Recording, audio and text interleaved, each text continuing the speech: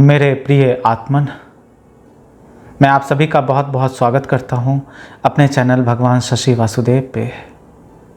दोस्तों, आज 1 वर्ष हो गया मुझे अपनी घोषणा किए कि मैं ही भगवान श्री ओशो रजनीश हूँ, उनका पुनर्जन्म हूँ।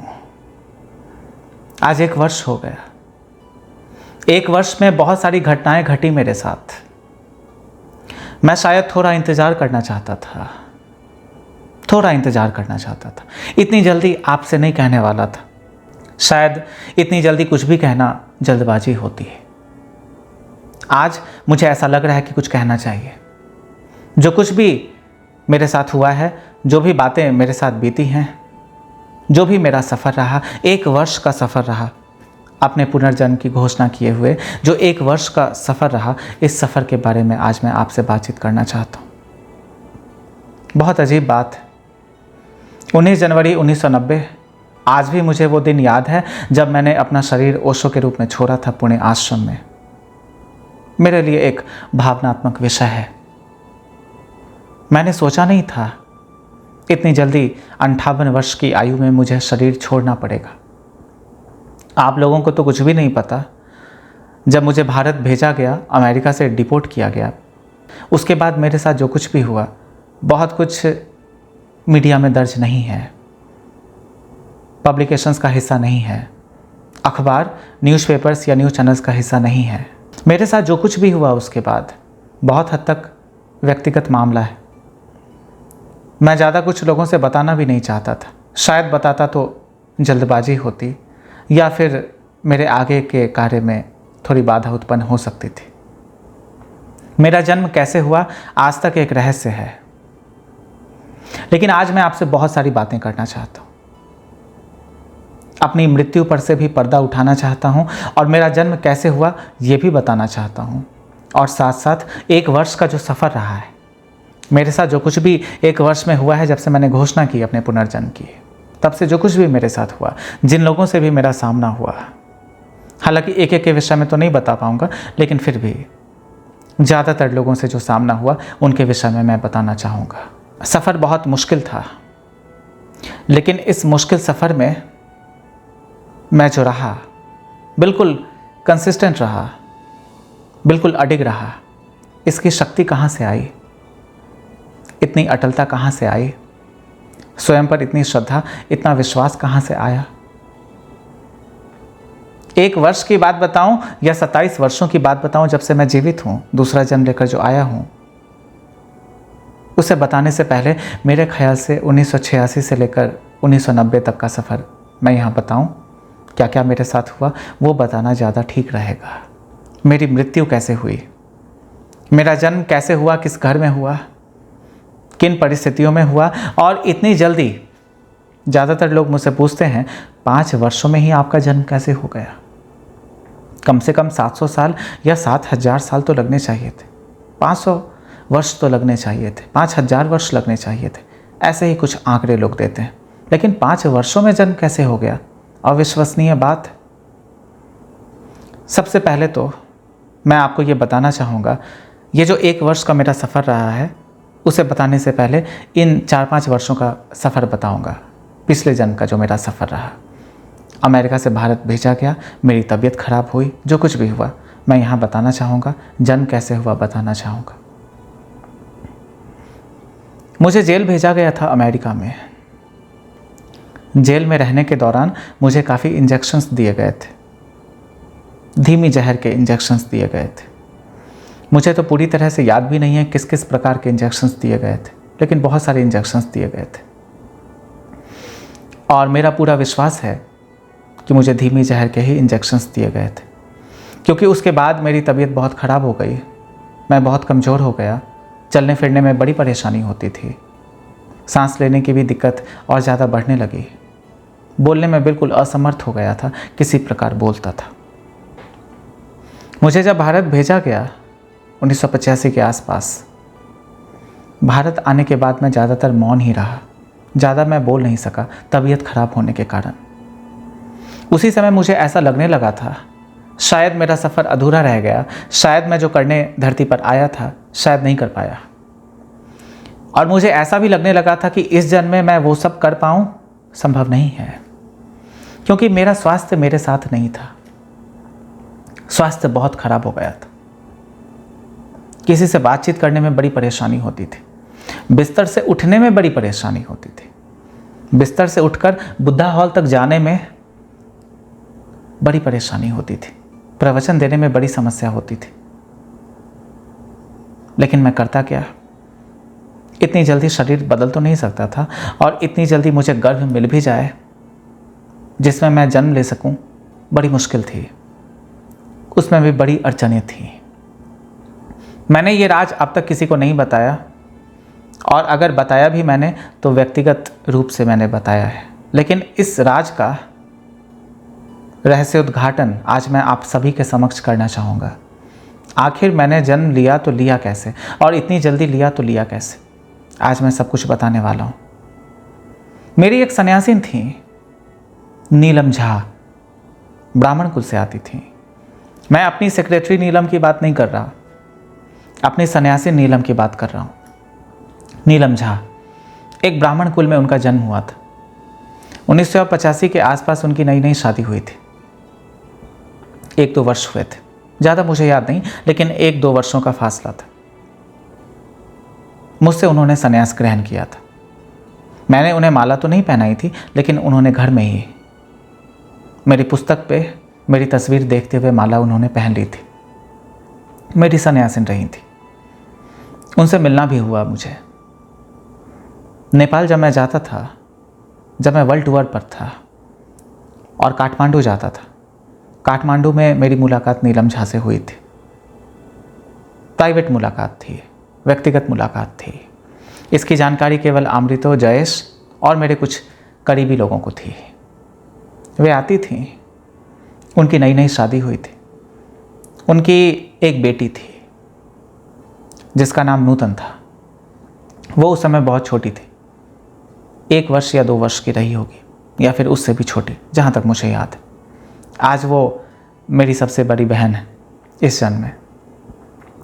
तो काठमांडू में वे मुझसे मिलने आई थी, और उन्होंने मुझसे कहा था कि भगवान, आप बहुत बूढ़े हो गए हैं, शायद समय से पहले ज़्यादा बूढ़े हो गए, और मुझे मालूम है आपको जहर दिया गया है, आपको मारने की कोशिश की गई, आपकी तबीयत खराब है। देखकर मुझे अच्छा तो नहीं लगता, लेकिन मैं ऐसा सोचती हूँ, आप जिस सफ़र पर निकले थे, लोगों को जगाने के सफ़र पर निकले थे, पूरे संसार को ध्यान के दीपक से जगमगाने निकले थे, पूरे संसार को ध्यान में डुबोने निकले थे, पूरे संसार को प्रेम और ईश्वर का पाठ पढ़ाने निकले थे। शायद आप असफल हो गए, शायद कहानी पूरी ना हो सकी, बहुत जल्दी जाना हो सकता है, शायद 3-4 वर्षों में आप शरीर छोड़ दें, जैसा मुझे लगता है। मैंने हामी भरी। उनका कहना ठीक था।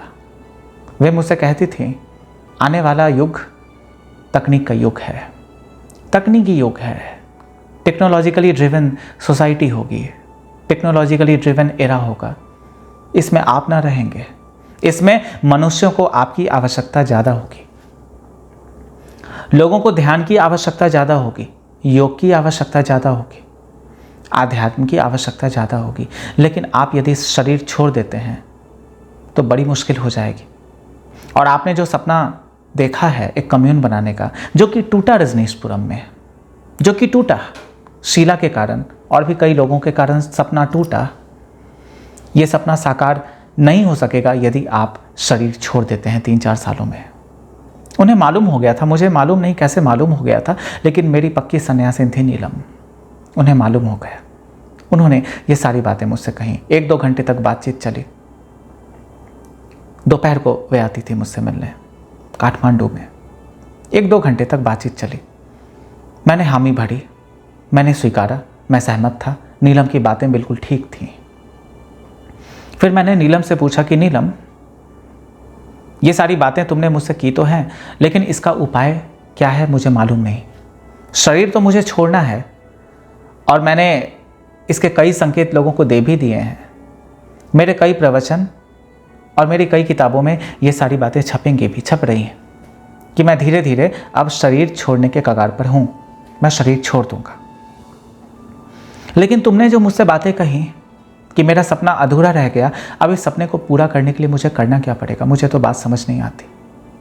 मैं शरीर तो छोड़ दूंगा और उसके बाद इतनी जल्दी आना बहुत मुश्किल होगा, और पता नहीं मैं फिर आऊं भी या नहीं।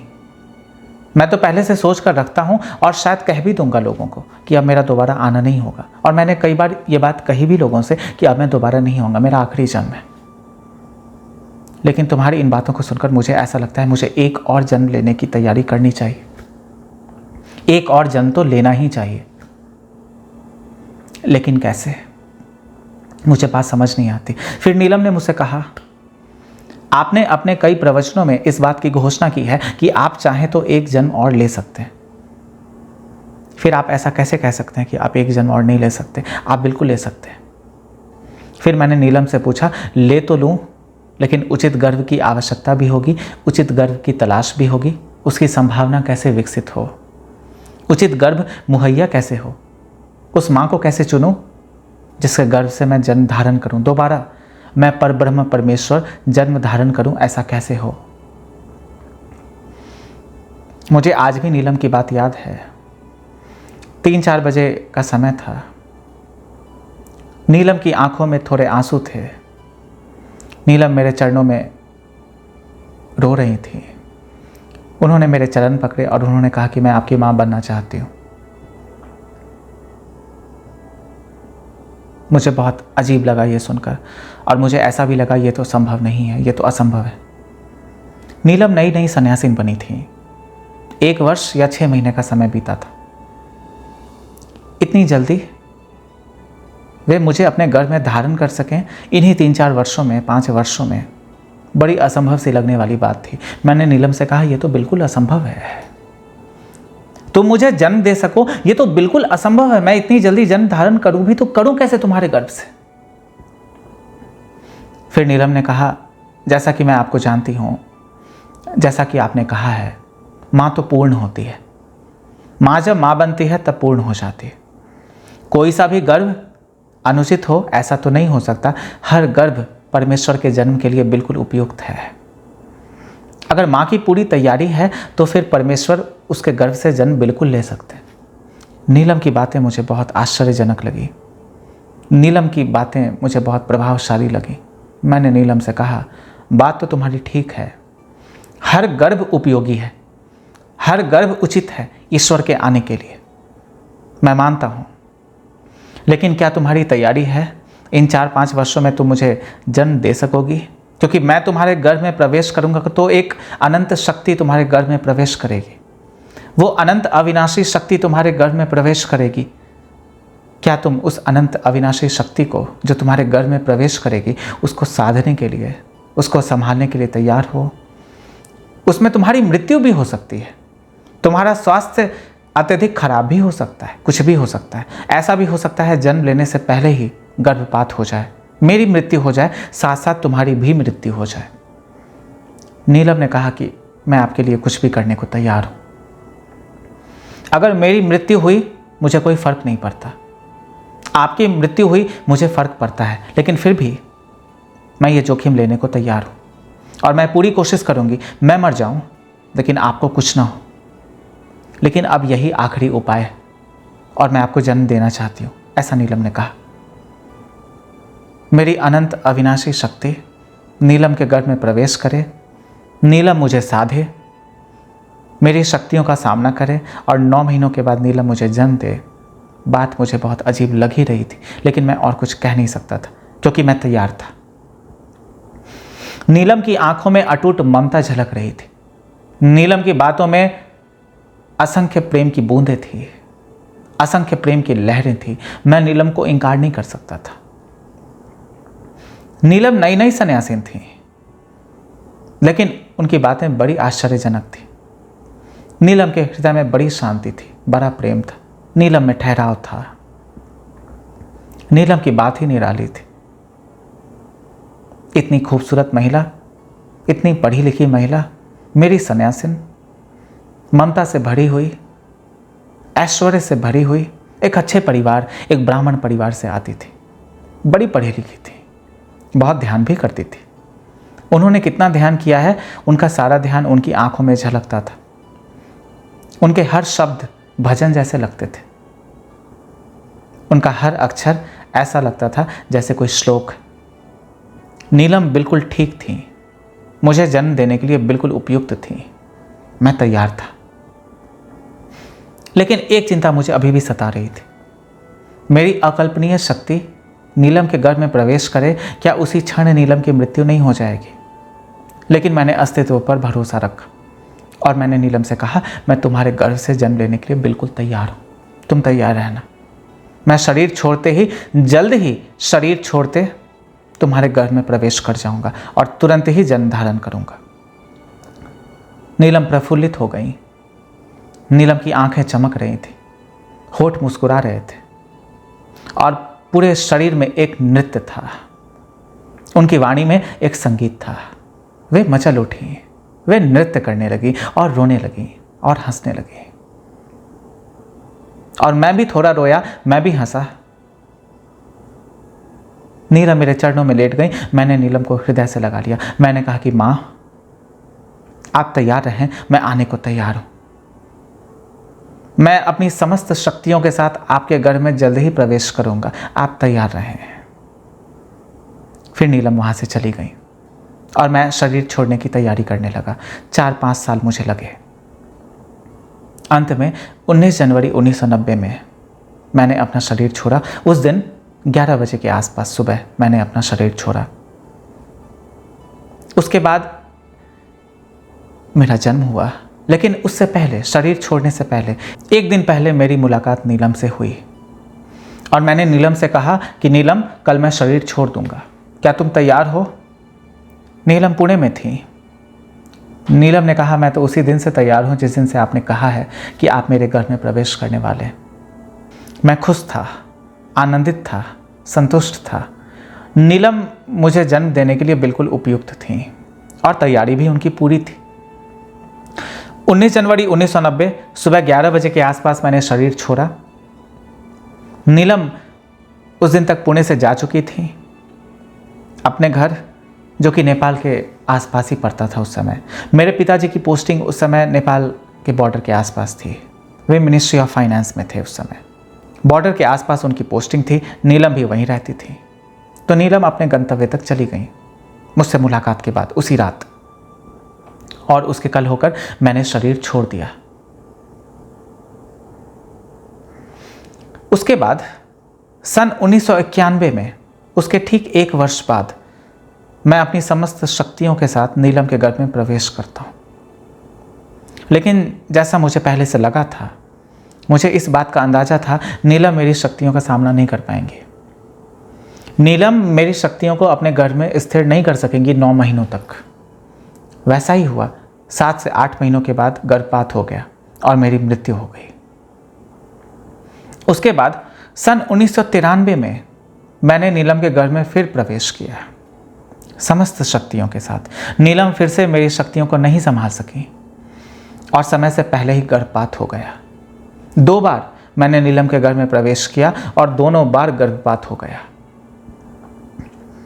दूसरी बार तो मुझे पक्का लगा था कि अब मैं जन्म नहीं ले सकूंगा। शायद आने वाले हजार वर्षों तक मैं जन्म नहीं ले सकूंगा, क्योंकि मेरा समय पूरा हो चुका है। प्रकृति के विरुद्ध जाकर दोबारा मैं एक और अवतार लूं, यह प्रकृति से बिल्कुल विपरीत जाना था। लेकिन मैं जाने को तैयार था, क्योंकि मेरा कार्य अधूरा रह गया था। मैं एक कम्यून बनाना चाहता था जिसमें विश्व के सारे स्त्री और पुरुष प्रेम से रह सकें, ध्यान कर सकें, आध्यात्मिक ज्ञान प्राप्त कर सकें, ईश्वर के करीब जा सकें, स्वयं को जान सकें, आत्मा की खोज कर सकें, दर्शन को समझ सकें, जीवन के दर्शन को समझ सकें, ईश्वर के दर्शन को समझ सकें, सत्य की खोज कर सकें, प्रेम के संदेश दे सकें, प्रेम कर सकें, एक दूसरे को हृदय से लगा सकें, साथ बैठकर रो सकें, कुछ आंसू गिरा सकें। ऐसा कम्यून बनाना चाहता था मैं। लेकिन ऐसा कम्यून बनाने के लिए मुझे गर्भ ही नहीं मिल रहा था और नीलम बिल्कुल सक्षम नहीं थी मुझे जन्म देने के लिए। लेकिन मैंने पूरी कोशिश की और मैंने दृढ़ संकल्प के साथ अपने पर ब्रह्म स्वरूप में 1994 में मैंने नीलम के गर्भ में प्रवेश किया। आज तक ये बात मैंने किसी से नहीं कही, लेकिन आज कह रहा हूं, मेरा जन्म 11 दिसंबर 1994 को नीलम के गर्भ से हुआ। इससे पहले मैंने बातें झूठ कही थी कि मेरा जन्म 14 फरवरी 1995 में हुआ। ऐसा नहीं है। मेरा जन्म 11 दिसंबर 1994 को नीलम के गर्भ से हुआ। मैं सफल हो गया। इस बार गर्भपात नहीं हुआ और इस बार नीलम मुझे जन्म दे सकी। यही डेट ऑफ बर्थ मेरे आधार कार्ड पर भी मेंशन्ड है, लिखा हुआ है। इसमें तो मैं झूठ नहीं बोल सकता। मैं चाहता तो बहुत पहले बता देता कि मेरा जन्म 11 दिसंबर 1994 को ही हुआ, लेकिन मैंने नहीं बताया। मैं चाहता था लोग गलत कुंडलियां बनाएं, लोग जरा अनुसंधान करें, खोज करें मुझ पर और असफल साबित हो जाएं, क्योंकि मैं ये बताना चाहता था कि कुंडली कोई किसी की भी नहीं बना सकता है। कुंडली बनाना ही फिजूल है। जो लोग भी कुंडली बनाते हैं बिल्कुल विफल हो जाते हैं, जीवन में असफल हो जाते हैं और दुख को प्राप्त होते हैं। खुद तो अपने आप को बहलाते ही हैं और दुनिया को भी बहलाने का काम करते हैं, झूठी बातें करते हैं। किसी प्रकार की कोई कुंडली किसी के काम नहीं आती है। आगे होने वाला क्या है कोई भी ज्योतिष, कोई भी व्यक्ति नहीं बता सकता है। सारी की सारी बातें जो कि ज्योतिष की बातें हैं, कुछ बातें ठीक हो सकती हैं, लेकिन 99% बातें बिल्कुल बेकार है, व्यर्थ, लोगों को बरगलाने का माध्यम है, लोगों को फुसलाने का माध्यम है, लोगों को मूर्ख बनाने का माध्यम है। तो मैं ज्योतिष के खिलाफ हूं। थोड़े दिनों पहले मेरे एक सेक्रेटरी थे, वो भी ज्योतिष आचार्य थे। मैं शुरुआत से ही उन्हें स्वीकार नहीं कर पा रहा था। अंत में मैंने उन्हें निष्कासित कर दिया, क्योंकि मेरे आसपास जो भी लोग रहते हैं, अगर वे ज्योतिष में विश्वास रखते हैं तो ईश्वर के दर्शन में कभी विश्वास नहीं रख पाएंगे, कभी श्रद्धा से परिपूर्ण नहीं हो पाएंगे। तो मैंने अपना गलत डेट ऑफ बर्थ, अपनी गलत जन्म तिथि बताई। आखिर में मेरा जन्म 11 दिसंबर 1994 को ही हुआ, रात्रि 1:01। जानकी स्थान मंदिर के प्रांगण में, सीतामढ़ी जिले में, बिहार के सीतामढ़ी जिले में। वहीं आसपास मेरे पिताजी की पोस्टिंग थी, तो वहाँ मेरा रात को 1:01 पर जन्म हुआ। जानकी स्थान मंदिर, सीतामढ़ी, बिहार। जन्म के बाद ही मेरे पिताजी को मुझ पर संदेह होने लगा, क्योंकि मैं सोता नहीं था। मैं रात भर आंखें खोलकर छत को ऐसे एकटक देखता रहता था। मैं कुछ खाता पीता नहीं था, मैं दूध भी नहीं पीता था, मैं रोता भी नहीं था। जब मेरा जन्म हुआ तो मैं रोया ही नहीं। बहुत लोगों को ऐसा लगा कहीं मर तो नहीं गया, लेकिन मैं जीवित था। मेरा जन्म जरा अलग प्रकार से हुआ और इतनी जल्दी आना भी था। जन्म बहुत रहस्यमय था, बहुत लोगों को मालूम नहीं था। अमृतो और जयेश को भी पूरी तरह से मालूम नहीं था कि मैं आऊँगा, लेकिन मैं मरने से पहले उन्हें बता कर जाता था कि मैं आऊँगा, फिर से आऊँगा, बिहार में आऊँगा। अब ये बातें उन्होंने लोगों को क्यों नहीं बताई मुझे नहीं मालूम, लेकिन मैंने उनसे मरने से ठीक पहले कहा था कि मैं दोबारा आ रहा हूँ, तुम चिंता मत करो। मेरी कहानी अधूरी रह गई, मैं कहानी को पूरा करने के लिए दोबारा आऊँगा, चिंता मत करना। तब तक मैं अपने सपने को तुम्हारे हाथों में सौंप कर जाता हूँ। मेरे सपने का ख्याल रखना। I leave you my dream. लेकिन जिस दिन मैं आऊँगा इस सपने को आगे ले जाऊँगा, और मैं जानता हूँ अपने सपने को आगे मैं ही ले जा सकता हूँ, कोई दूसरा नहीं ले जा सकता। तो दोस्तों, 11 दिसंबर 1994 मेरा जन्म हुआ। मेरे पिताजी को मुझ पर संदेह हुआ।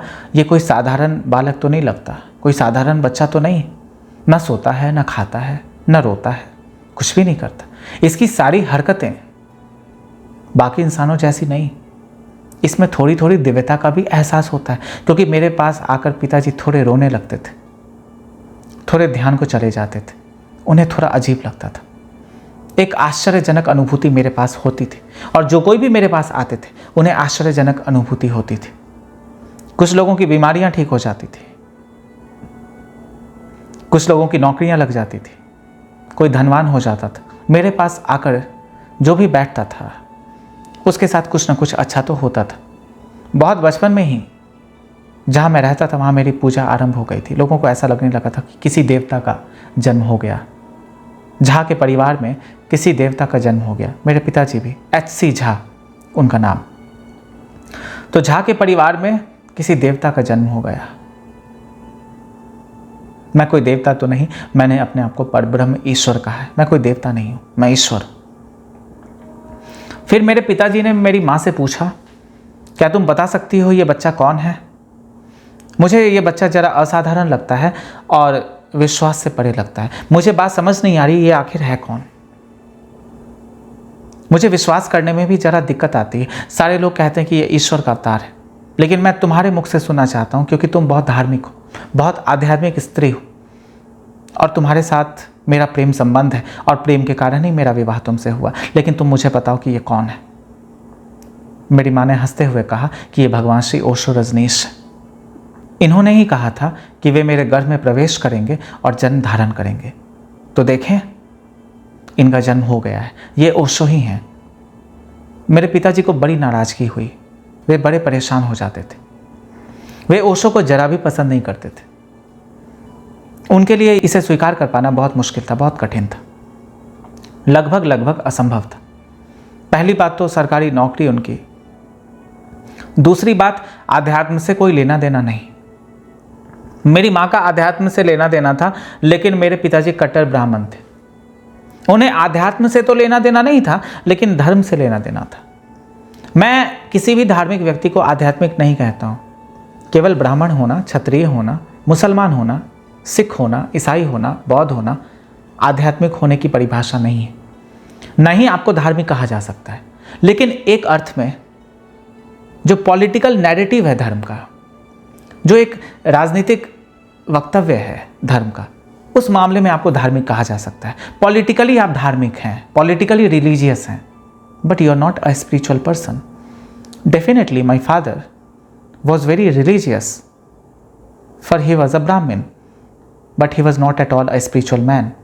That spirituality could not evolve inside him because he could not open the doors inside him to receive the cosmic knowledge. He did not have faith in existence. He had faith in God, but that faith was conditional. It was not unconditional. That's why I still don't call my father a religious man, neither a spiritual man. But from the perspective of a political narrative, definitely he is religious, but that religiosity is not enough. It is simply political in nature. It is discriminatory in nature, and that is the reason why he is neither spiritual nor religious. He is simply devoted to a purpose, and that purpose is to embrace the significance, the historicity of Brahmin lineage. He is a Brahmin and he respects all Brahmins, and he thinks that Brahmins are the most superior people on this earth. Eventually this thing is going away bit by bit, every single day. The more I am working, the more spiritual he is becoming right now. अब तो थोड़े से आध्यात्मिक हो भी गए मेरे पिताजी, लेकिन पहले तो जरा भी नहीं थे। और मेरे पिताजी ने मेरी माँ से कहा, जैसा कि तुम कहती हो कि ये ओशो रजनीश हैं, और ये वही ओशो रजनीश हैं जिन्हें सेक्स गुरु की उपाधि दी गई थी। इन्हें सेक्स गुरु बुलाया जाता था, और मैं बिल्कुल विश्वास रखता हूँ तुम्हारी बातों पर। मुझे पूरी श्रद्धा है, मैं अटूट श्रद्धा से कहता हूँ कि ये ओशो रजनीश हैं, लेकिन इनकी जगह मेरे घर में नहीं हो सकती। बेहतर होगा इस बच्चे को अनाथ आश्रम में भेज दो। लेकिन मेरी माँ तैयार ना हो सकी। वह कहती थी, अगर ये बच्चा अनाथ आश्रम जाएगा तो मैं भी इसके साथ जाऊंगी, मैं भी किसी आश्रम चली जाऊंगी, लेकिन इसे अपने से अलग नहीं करूंगी। अगर आप अनाथ आश्रम भेजेंगे तो मैं भी इसके साथ जाऊंगी, अगर आप घर से निकालेंगे इसे तो मैं भी इसके साथ जाऊंगी। मेरे पिताजी बड़ी दुविधा में पड़े। लेकिन एक बात तो तय थी, उसके बाद मेरे पिताजी के संबंध मेरी माँ से थोड़े खराब हो गए, क्योंकि वे ओशो को स्वीकार नहीं कर सकते थे और मेरी माँ मुझे छोड़ नहीं सकती थी। और मैं इतना छोटा था, इन सब बातों को समझता सुनता, इतनी परिपक्वता नहीं थी, इतनी बुद्धि नहीं थी, इतना होश नहीं था। I was not completely in my own conscience. I was so young. I was not mature enough to understand the gravity of the issue. I did not know any language. I could not write. I could not listen to anybody so seriously. I could not make any meaning out of the circumstances I was in at that time. लेकिन फिर भी बचपन की धुंधली यादें मेरे साथ मौजूद हैं। अब आप मुझसे पूछेंगे, जब मैं इतना छोटा था और ये सारी बातें मैं समझ नहीं सकता था, जान नहीं सकता था, तो मुझे पता कैसे चली? बाद में मेरे पिताजी ने मुझसे ये सारी बातें कही, मेरी बहनों ने मुझसे ये सारी बातें कही, फिर मुझे पता चला ऐसी बात थी। तो 1994 में 11 दिसंबर 1994 में जब मेरा जन्म हुआ, उसके 2-3 महीनों में ही मेरी माँ ने मेरे पिताजी से बात करनी बंद कर दी। मेरे पिताजी ने भी मेरी माँ से संवाद काफ़ी कम कर दिया, क्योंकि मेरे पिताजी नहीं चाहते थे मैं घर में रहूं और मेरी माँ चाहती थी मैं घर में रहूं। मेरी माँ तो मेरे साथ रहना चाहती थी, लेकिन मेरे पिताजी मुझे छोड़ देना चाहते थे। इस कारण संवाद बंद हो गया। झगड़ा नहीं होता था, लेकिन दोनों ने बातचीत काफ़ी कम कर दी, ज़रूरत भर की बातचीत रह गई। उसके बाद मेरी माँ की थोड़ी तबीयत भी खराब हो गई और बहुत छोटा ही था मैं। 9 अगस्त 2003 मेरी माँ की मृत्यु हो गई, उन्होंने शरीर छोड़ दिया। लेकिन जाने से पहले मेरी माँ ने मुझसे एक बात ज़रूर कही। उस समय मैं बहुत छोटा था। उन्होंने कहा कि तुम जो अपना काम करने आए हो तुम उसे पूरा करोगे, मुझे पूरा विश्वास। वे थोड़ा सा रोती थीं, वे मेरे चरणों में लेट जाती थीं, मुझे प्रणाम करती थीं और मुझे हृदय से लगाती थी। हृदय से लगाना तो मुझे मालूम था, क्योंकि वे मेरी माँ थीं, तो हृदय से लगाना तो बहुत जायज़ सी बात थी। लेकिन मेरे चरणों को क्यों छूती थीं? मुझे प्रणाम क्यों करती थी? मेरे सामने झुकती क्यों थी? इस बात का मालूम मुझे बिल्कुल नहीं था। 9 अगस्त 2003 शाम 7 बजे के आसपास उन्होंने शरीर छोड़ा। दोपहर को उन्होंने मुझसे ये सारी बातें कही कि तुम अपना काम पूरा करोगे। You will accomplish the purpose which is still unaccomplished. You will fulfill the mission of your life. And I'm completely confident about it. And I'm blessing you with all my love and with all my gratitude. I'm completely certain that you will develop something which is beyond imagination. उन्होंने कहा मैं बिल्कुल आश्वस्त हूँ, कल्पना से भी परे जो चीज़ है उसकी तुम सिद्धि करोगे, उसकी रचना करोगे। मैं तुम्हें आशीर्वाद देती हूँ, अपने प्रेम के गहरे तलों से आशीर्वाद देती हूँ। मैं धन्यवाद भी देती हूँ और इस धन्यवाद की भावना के साथ आशीर्वाद देती हूँ तुम अपने कार्य में सफल हो जाओगे। जो अधूरा रह गया है तुम उसे पूरा करोगे। You will achieve your mission. These were the last words of my mother. मुझे बात बिल्कुल समझ नहीं आती थी, क्योंकि मैं 6-7 साल का बच्चा था, मुझे क्या पता। लेकिन मेरी माँ के जाने के बाद मेरे पास बाकी कुछ और रह नहीं गया था। मैं बहुत अकेला पड़ गया था। मेरी बहनें थीं, मेरे पिताजी थे। मेरे पिताजी बहुत व्यस्त रहते थे, उनकी नौकरी भी कुछ ऐसी थी, मिनिस्ट्री ऑफ फाइनेंस में बहुत व्यस्तता रहती थी। घर भी कुछ घंटों के लिए ही आ पाते थे, बाकी समय दफ्तर में रहते थे। रेड्स करने जाना होता था तो कभी कभार 4-5 दिनों तक नहीं भी आते थे। नौकरी कुछ ऐसी थी। मेरी बहनों का अपना एक अलग संसार था, वे अपने संसार में खोई रहती थीं। शायद मेरी तरफ थोड़ा ध्यान देना भी है, उन्हें ऐसा नहीं लगा और वे अपने संसार में काफ़ी व्यस्त हो गई। मेरी भी बातचीत मेरी बहनों से काफ़ी सीमित रही है, ज़्यादा बातचीत मेरी कभी हुई नहीं किसी से। उसके बाद मैं स्वयं की खोज में निकल गया। मैं छोटा बच्चा ही था, 7-8 साल 6-7 साल का बच्चा था, लेकिन मैं स्वयं की खोज में निकला, क्योंकि मुझे ऐसा लगा कि संसार में केवल और केवल दुख है। मैं अपनी माँ के काफ़ी करीब था और माँ को खोने के बाद मुझे ऐसा लगा अब मेरे जीवन में कुछ बाकी रह नहीं गया। तो मैं जीवन का सत्य जानना चाहता था, मृत्यु का सत्य जानना चाहता था। जानना चाहता था हम यहाँ क्यों आते हैं, हम यहाँ क्या करने आते हैं, कहाँ से आते हैं, हमारी मृत्यु कैसे हो जाती है और मृत्यु के बाद हम कहाँ चले जाते हैं। मैं ये सब जानना चाहता था। मेरा पूरा बचपन ही एक खोज में बीता, एक आध्यात्मिक यात्रा में बीता, स्वयं की खोज में बीता, आत्मा के अनुसंधान में बीता, ज्ञान विज्ञान में बीता, किताबों में बीता। मेरे ज़्यादा मित्र नहीं हो पाते थे, क्योंकि मैं ज़रा अलग किस्म का बच्चा था। मुझे संसार की बाकी बातों में ज़रा भी रुचि नहीं थी। मैं शांत बैठा रहता था, किसी अनंत की तरफ देखता रहता था, कभी आसमान की तरफ देखता रहता था, कभी धरती की तरफ देखता रहता था, एकटक देखता रहता था बिना किसी कारण।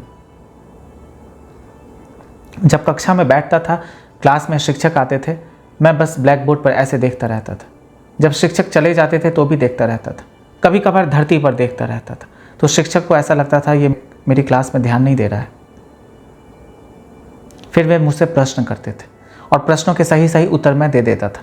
वे मुझसे पूछते थे तुम तो कक्षा में जरा भी ध्यान नहीं देते थे, फिर तुम मेरे प्रश्नों के उत्तर दे कैसे सकते हो? मैंने कहा मैं ध्यान नहीं देता हूं, ऐसा आपसे किसने कहा? मैं आपकी तरफ नहीं देख रहा हूं, मैं धरती की तरफ देख रहा हूं। लेकिन कक्षा में जो कुछ भी हो रहा है मुझे इसका पूरा पूरा अंदाजा है, मुझे पूरा ज्ञान है। आप जो कह रहे हैं मैं सुन पा रहा हूँ, आप जो समझा पा रहे हैं मैं समझ पा रहा हूँ, मुझे कोई दिक्कत नहीं होती। आप कोई भी प्रश्न पूछें, लेकिन मुझे ज़रा आज़ादी दें।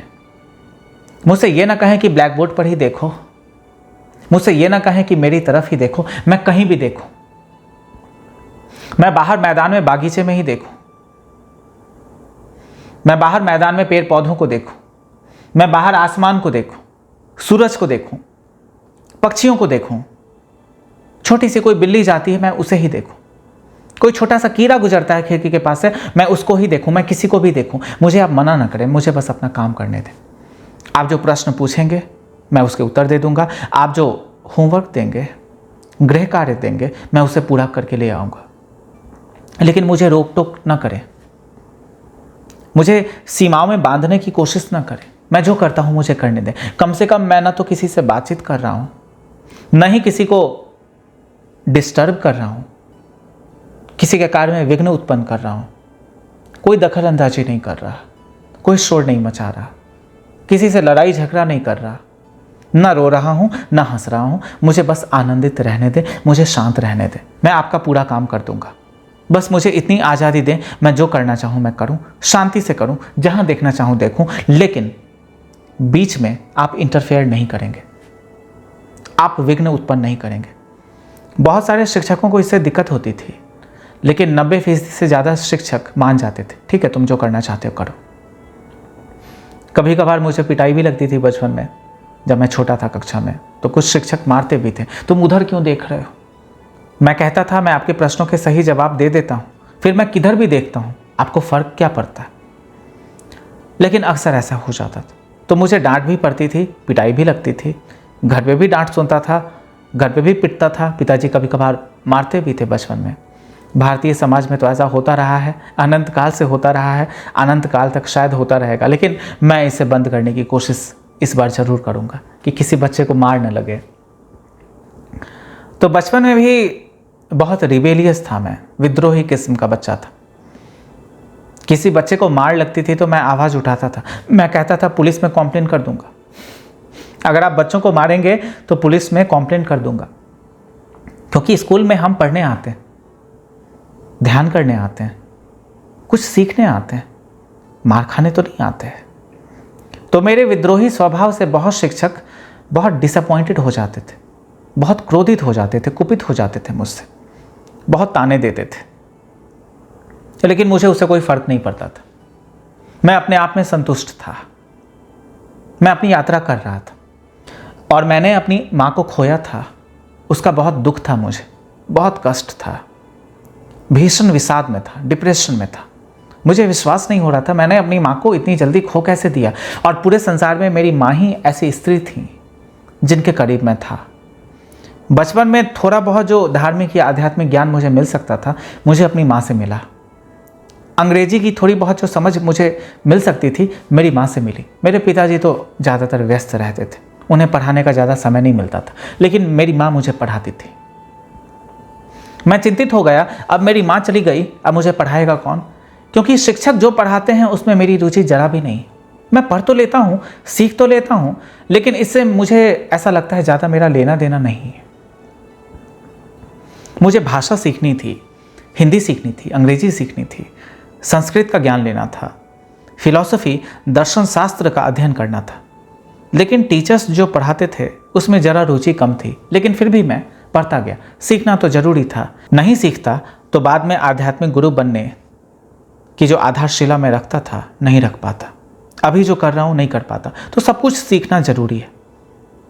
मैं हर स्टूडेंट से, विद्यार्थी से, बच्चे से आग्रह करता हूँ, निवेदन करता हूँ, सीखना बंद न करें, सीखना जारी रखें। क्लास की जो शिक्षा है, जो एकेडमिक करिकुलम है, हो सकता है उसमें आपकी ज़्यादा रुचि ना हो, तो ये जो फंडामेंटल एजुकेशन सिस्टम है ये भी बिल्कुल बेकार है, व्यर्थ है, ऐसा नहीं है। इसमें भी जरा अर्थपूर्णता है, महत्ता है इसकी। आप पूरा पूरा सीखें, आप क्लासेज करें, आप किताबें पढ़ें, आप एग्जामिनेशंस दें, छोड़े मत। कम से कम 12वीं तक की पढ़ाई तो पूरी पूरी करें, उसको छोड़े नहीं।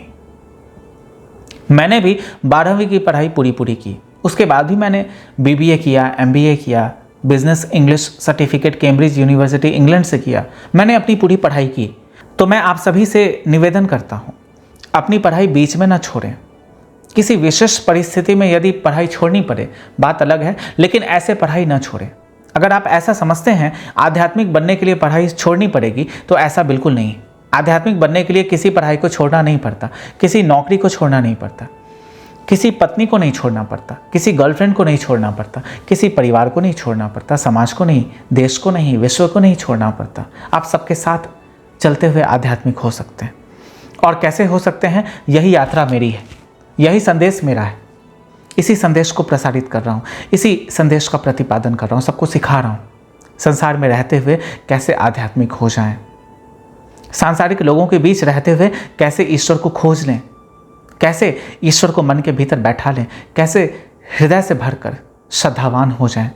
यही पाठ तो पढ़ा रहा हूँ, यही शिक्षा तो दे रहा हूँ, यही ज्ञान तो दे रहा हूँ, और कर क्या रहा हूँ? तो मैंने अपनी पूरी पढ़ाई की। मैं बचपन से ही विद्रोही स्वभाव का था। मुझे ऐसा लगता है विद्रोही स्वभाव का होना आवश्यक है, लेकिन समाज ऐसा होना चाहिए कि वहाँ किसी विद्रोही की आवश्यकता ना पड़े। समाज इतना ठीक होना चाहिए, समाज का ये जो सिस्टम है, उसकी व्यवस्था है, इतनी कुशल होनी चाहिए कि किसी विद्रोही को जन्म न लेना पड़े, सारे लोग शांति से, प्रेम से रह सकें। लेकिन समाज में थोड़ी सी परेशानी होती है, व्यवस्था में थोड़ी सी कमी होती है, तो लोगों को विद्रोही बन जाना पड़ता है। अब बन जाते हैं तो ठीक है, ये भी साहस का कार्य है, बुद्धि का कार्य है, शक्ति का कार्य है, ध्यान का कार्य है। विद्रोही हो जाएं, ठीक है। आप चाहते हैं कुछ नया हो, आप चाहते हैं व्यवस्था में थोड़ा नयापन हो, थोड़ा मॉडिफिकेशन हो, थोड़े से अमेंडमेंट्स हों, संशोधन हो, चीज़ें ज़रा ठीक हों, अच्छी हों, ठीक है, आप ऐसा कर सकते हैं। मैंने भी ऐसा किया, बहुत विद्रोही था। कक्षा में मेरे बारे में बहुत सारी बातें होती थी, लोग मुझे फंसाने की भी कोशिश करते थे, लोग मेरी शिकायत लेकर प्रिंसिपल तक चले जाते थे, टीचर्स तक चले जाते थे, मुझे इससे कोई फ़र्क नहीं पड़ता था। मैंने अपना सारा जीवन शिक्षकों से ताने सुनते हुए बिताया है। लगभग बाद में सभी शिक्षक मुझे ताने सुनाने लगे, तुम तो क्लासेज बहुत कम आते हो, क्लास में तुम्हारा ध्यान नहीं रहता, केवल परसेंटेज तुम्हारे अच्छे आ जाते हैं, इस बात का गुमान है तुम्हें, अहंकार है तुम्हें, कैसे बच्चे हो तुम, कैसे विद्यार्थी हो तुम। मुझे इन सब बातों से कोई फ़र्क पड़ता नहीं था। मैं एक कान से सुनता था, दूसरे कान से निकाल देता था। इस कारण डांट भी सुनता था, पिटाई भी खाता था। 9वीं कक्षा तक तो मैं पिटता रहा शिक्षकों से, काफ़ी बार पीटा, काफ़ी थप्पड़ मैंने खाए, लेकिन स्वतंत्रता का मार्ग मैंने कभी छोड़ा नहीं। आध्यात्मिक और आत्मिक आंदोलन का मार्ग मैंने कभी छोड़ा नहीं। मैंने स्वयं की आत्मा को कभी बेचा नहीं। मैंने धर्म का रास्ता कभी छोड़ा नहीं। मैंने अधर्म का मार्ग कभी अपनाया नहीं। सत्य का साथ मैंने कभी छोड़ा नहीं, असत्य को कभी मैंने अपनाया नहीं। मैंने पूरा जीवन, मैं ना सिगरेट पीता हूं, ना शराब पीता हूं, ना मैंने कभी पी है। मुझे किताबें पढ़ने का शौक आज भी है, कल भी था, पिछले जन्म में भी था, उससे पहले भी जब मैं विवेकानंद के रूप में आता था उस समय भी मैं काफ़ी किताबें पढ़ता था, और मुझे ऐसा लगता है आने वाले जन्मों में भी मैं काफ़ी किताबें पढ़ूंगा। खुद की किताबें लिखूंगा भी और दूसरों की किताबें पढ़ूंगा भी। अब खुद की किताबें मैं कैसे पढूं, तो थोड़ी अजीब बात है। तो विद्रोह तो मैं करता रहा, कॉलेज के दिनों तक करता रहा, बहुत कुछ हुआ, कभी विस्तार में मैं बताऊंगा आपको। इसी विद्रोह के कारण इसी आध्यात्मिक क्रांति की शुरुआत जो मैं करता था, इसके कारण सारे शिक्षक, प्रोफेसर्स, मेरा पूरा समाज, मेरे दोस्त, मेरे सगे संबंधी, मेरे पिताजी, मेरी बहनें सब मेरे खिलाफ हो गए। इस मार्ग में कितनी चुनौतियों का सामना करना पड़ा है, इसके बारे में कभी विस्तार से जानकारी दूंगा। एक वीडियो में सब कुछ बता पाना तो बहुत मुश्किल है। वीडियो बहुत लंबी हो जाएगी, 2-3-4 घंटों की हो जाएगी, उससे ज़्यादा हो सकती है। और 2-4 घंटों की वीडियो हो जाएगी, अपलोड करने में समय लगेगा, एडिटिंग करने में थोड़ा समय लगेगा, तो ऐसी मुश्किल मैं नहीं उठाना चाहता।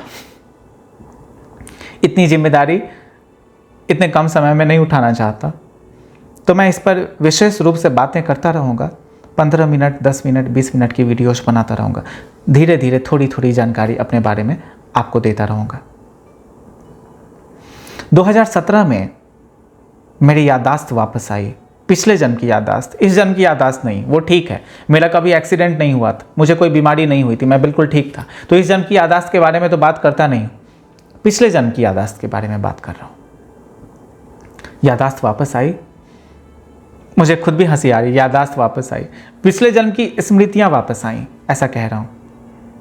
तो 2017 जनवरी में आधी रात को, जो पहले मैं एक इंटरव्यू में, इकबाल जी जो मेरा इंटरव्यू लेते थे, उसमें मैं ये बात कह चुका हूँ। उस समय मेरी स्मृतियाँ वापस आईं 2017 में। उसके बाद 4-5 वर्ष लगे मुझे अपने परिवार वालों को समझाने में। अभी भी बहुत सारे लोग खिलाफ हैं। मेरे पिताजी और मेरी बहनों के सिवा सारे संबंधी मेरे खिलाफ हैं, सारे रिलेटिव्स मेरे खिलाफ हैं, और मुझसे आए दिन झगड़ा भी करते रहते। वे कहते तुम ये क्या कर रहे हो, पागलपन है। मैं कहता हूँ अगर ये पागलपन है और अगर मैं पागल हूँ, फिर किसी पागल से बातचीत करना ही व्यर्थ है, मत बात करें। फिर वो लोग भी शांत हो जाते हैं, कुछ कहते नहीं, कुछ कह नहीं पाते। कहेंगे क्या? सुनने वाला व्यक्ति भी तो होना चाहिए। मैं किसी की सुनता ही नहीं हूं, मैं बस अपनी सुनता हूं, अपने ईश्वर की सुनता हूं। मेरे भीतर जो ईश्वर है उसकी सुनता हूं। मैं ईश्वर हूं ऐसा कहता हूं, इस पर पूरी श्रद्धा रखता हूं। उस ईश्वर में और मुझ में कोई अंतर नहीं है, मैं ही ईश्वर हूं। मैंने अपने आप को खोज लिया है, मैं ब्रह्म हूं, मैंने जान लिया है, अहम ब्रह्मास्मि, इसका उद्घोष करता हूं। मैं ओम हूं, मैं ओमकार ब्रह्मनाद हूं, इसकी घोषणा करता हूं। केवल रजनीश हूं इसकी घोषणा नहीं करता, पूर्ण परब्रह्म परमात्मा परमेश्वर हूं, संसार का, ब्रह्मांड का रचयिता एकमात्र ईश्वर मैं हूं, इस बात की घोषणा करता हूं। मुझे चुनौती देना चाहते हैं तो दें, मैं बिल्कुल तैयार बैठा हूं। तो 4-5 वर्ष तो मुझे लगे अपने परिवार वालों को समझाने में। परिवार वालों से अर्थ है अपने पिताजी को समझाने में, बहनों को समझाने में। अंत में उनकी स्वीकृति पूरी तो नहीं मिली थी, लेकिन मैंने इतना कह दिया था कि अब तो मैं अपनी घोषणा करके रहूँगा। मैं पिछले जन्म में क्या था, कौन था, क्या करता था, सारी बातें दुनिया को बता कर रहूँगा। हो सकता है आप मेरे खिलाफ हो जाएं, जो कि हो गए। हो सकता है दुनिया मुझे ताने दे, गालियाँ दे, उससे मुझे फ़र्क नहीं पड़ता। मैं अपना कार्य पूरा करूँगा। मैं अपने साथ झूठ नहीं बोलूँगा, मैं लोगों से झूठ नहीं बोलूँगा, मैं सत्य का मार्ग छोड़ूंगा नहीं।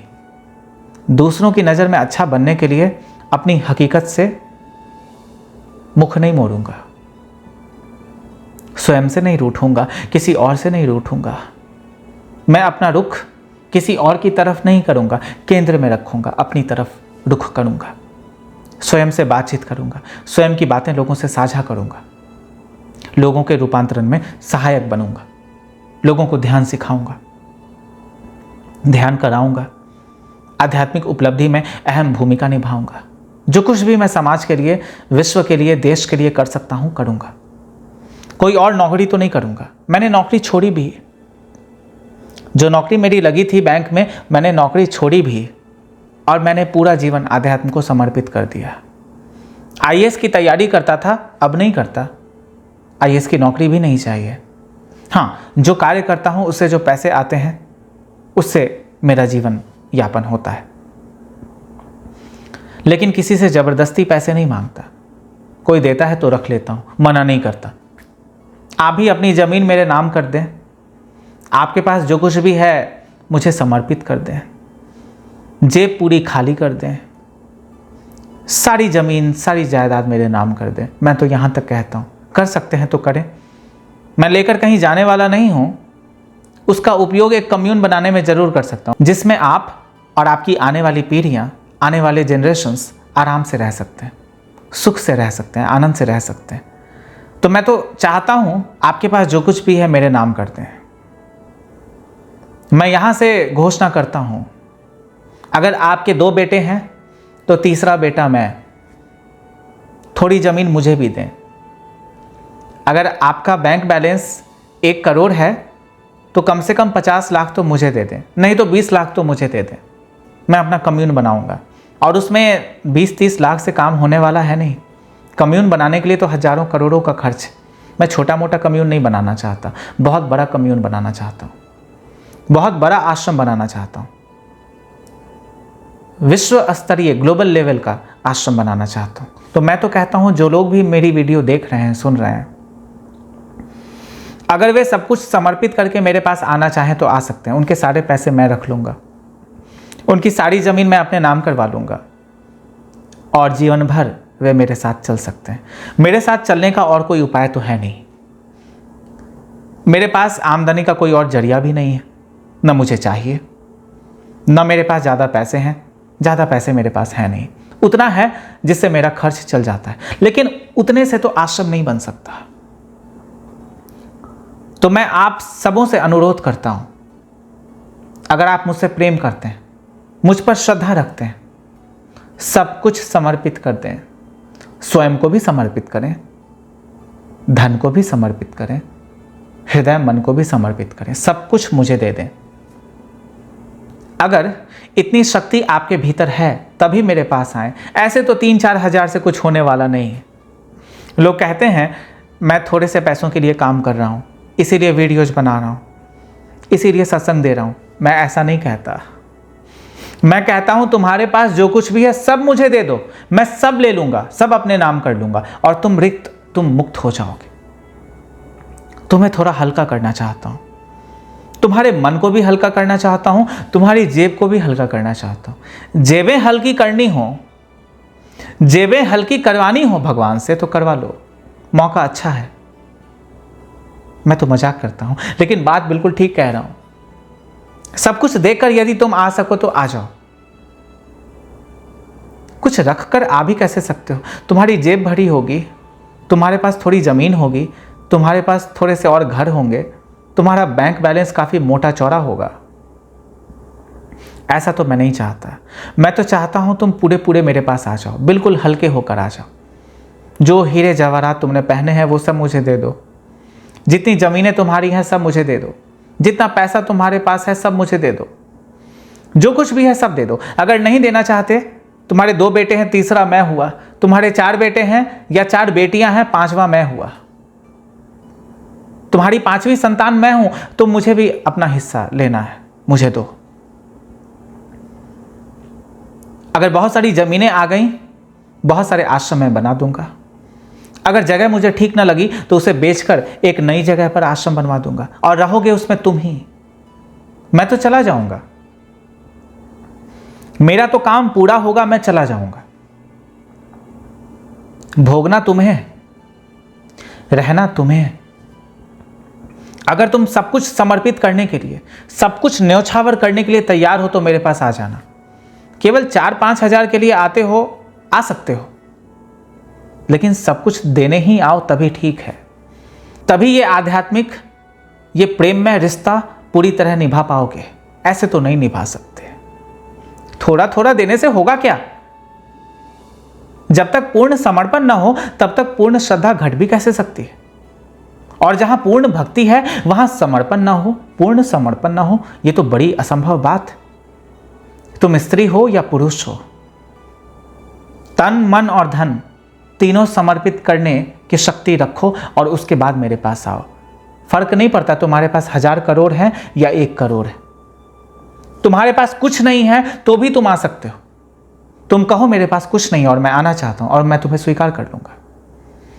लेकिन तुम कहते हो मेरे पास 2000 करोड़ हैं, मैं 1 रुपया देना नहीं चाहता लेकिन आना चाहता हूं, तुम मुझे स्वीकार करो। भगवान, मैं नहीं स्वीकार कर पाऊंगा। मैं तुम्हें बोझिल नहीं करना चाहता। धन तुम्हारे लिए बोझ हो जाएगा, तुम्हारे कंधों पर बोझ हो जाएगा। तुम्हारे मन पर बोझ हो जाएगा। मैं ऐसा नहीं करना चाहता तुम्हारे साथ। मैं चाहता हूं तुम्हें पूरा ही खाली कर दूं, तुम्हारी जेब खाली कर दूं, तुम्हारा बैंक अकाउंट खाली कर दूं, तुम्हारा किचन खाली कर दूं। मैं सब लेने आया हूं। क्या तुम सब देने को तैयार हो? मैं छीनूंगा नहीं तुमसे, मैं तुमसे मांगूंगा। तुम दे सको तो दो, नहीं देना चाहते तो ना दो। लेकिन मेरा काम तो तुम्हारी चीजों से ही चलेगा। तुम्हारे धन से ही मैं रोटी खाऊंगा, तुम्हारी जमीन पर ही बैठूंगा, लेटूंगा, अपना आश्रम बनाऊंगा। एक प्रेम का सौदा कर सकते हो तो करो। मेरी आंखों में थोड़े से अश्रु देख सकते हो तो देखो। मेरी मुस्कान से थोड़े प्रफुल्लित हो सकते हो तो हो जाओ। मेरी शांति में थोड़े ठहर सकते हो तो ठहर जाओ। और सब कुछ देकर, सब कुछ समर्पित करके मेरी शरण में आ जाओ। मैं तुम्हें प्रेम से कभी रिक्त नहीं करूंगा, और मैं तुम्हें प्रेम के सिवा कुछ दे भी नहीं सकता, न दूंगा। पूरे विश्व में केवल मैं ही हूं जो तुमसे प्रेम कर सकता है। कभी जीसस कहा करते थे कि केवल मैं ही हूं जो तुमसे प्रेम कर सकता है। मैं अभी कहता हूं केवल मैं ही हूं जो तुमसे प्रेम कर सकता है, बाकी कोई तुमसे प्रेम नहीं कर सकता। सारे के सारे प्रेम संबंध झूठे प्रेम संबंध होंगे तुम्हारे जीवन में। केवल मैं ही तुमसे प्रेम कर सकता हूं।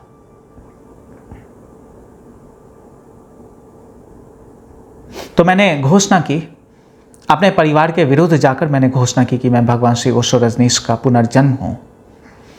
2021 के शुरुआती दिनों में थोड़ी थोड़ी मैंने घोषणा की, थोड़े थोड़े लोगों को मैंने बताया। नवंबर के आसपास 2021 में थोड़े और लोगों को मैंने बताया, व्हाट्सएप पर, इंस्टाग्राम पर। और 2022 में तो मैंने इंटरव्यू ही दे दिया। विश्व भर में मैंने घोषणा कर दी कि मैं ही भगवान श्री ओशो रजनीश हूँ, मैं ही उनका पुनर्जन्म हूँ, भगवान शशि वासुदेव के रूप में। मेरे जितने दोस्त थे, सहपाठी थे, सगे संबंधी थे, पड़ोस के लोग थे, सब मुझसे विमुख हो गए, सब ने मुझे छोड़ दिया। मेरी गर्लफ्रेंड मुझे छोड़कर भाग गई। उस समय की गर्लफ्रेंड,